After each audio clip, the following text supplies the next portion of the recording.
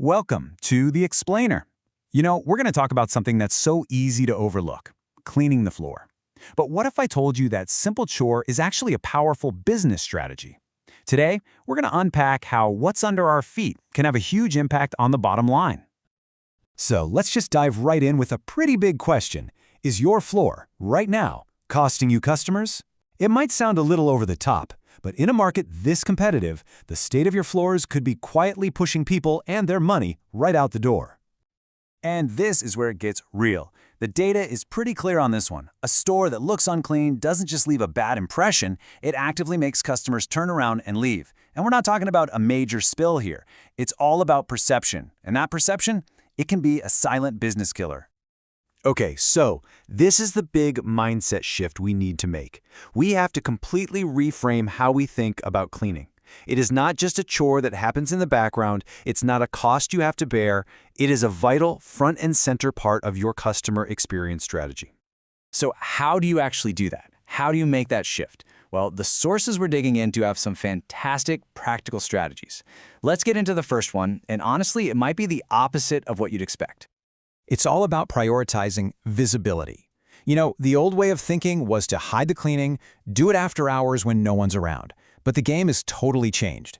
In today's world, shoppers not only expect to see cleaning happen, they want to see it. It's not a disruption anymore, it's a performance. It builds trust on the spot and shouts, "We care about you and your safety." All right, let's move on to our second strategy. And this is all about focusing your energy on that one single moment that matters most in the entire customer journey. The mission is simple. Win them at the door. Seriously, in retail, you don't get a second chance to make a first impression. A spotless, immaculate entryway immediately sets a positive, high-quality tone for the entire visit. It's like the first handshake with your brand. It says everything about the standards they can expect without you having to say a word.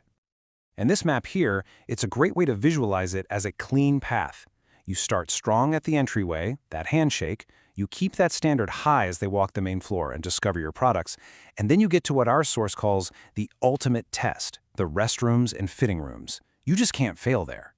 Every step either builds on that great first impression or shatters it. Look, having the right mindset is great, but if you don't have a system to back it up, it's all just talk. So now, let's actually build the operational blueprint that turns these ideas from random acts of cleaning into a reliable system that just works. Okay, our third key point is all about execution.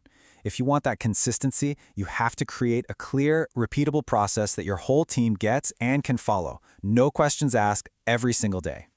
And the secret weapon here is something called a standard operating procedure, or an SOP. Think of it as your playbook for clean.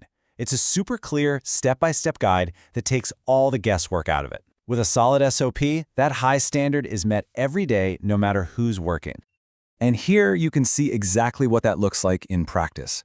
This isn't just a vague note that says clean the store. No, it's specific, it's strategic. Notice how the high-traffic spots, the entrance, the checkouts, they get hit twice a day. The main aisles, once. This targeted approach is what makes it so efficient and so effective. And for our fourth point, we're going to stick with this idea of a schedule, because it's not just what you clean, but when you clean it. It's all about getting the right rhythm down for your specific space. So you need this rhythm of cleanliness, right? You've got your daily tasks, the basics that keep everything looking good. Then, a couple of times a week, you do a more focused, deep scrub on those hard floor areas that get the most foot traffic. And crucially, once a month, you do a really deep clean. That's not just for looks. That's about protecting your investment and making your flooring last for years.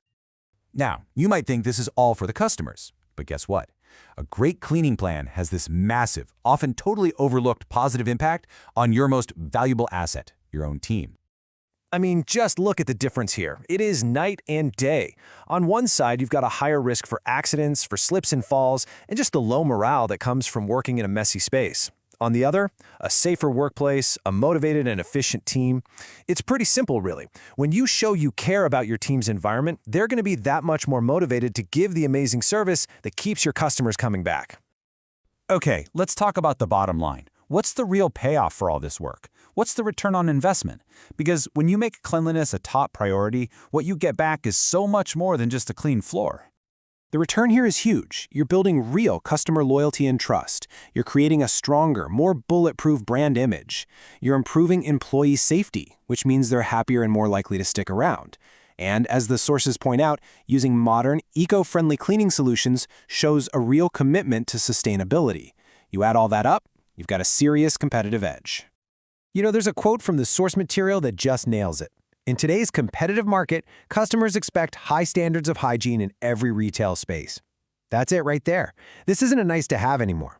It is a fundamental, non-negotiable expectation from your customers. So, we'll end this explainer with one last thing to think about. Your store is probably cleaned every day, but is it communicating the right message? What story is your floor telling your customers and your team the absolute second they walk through that door?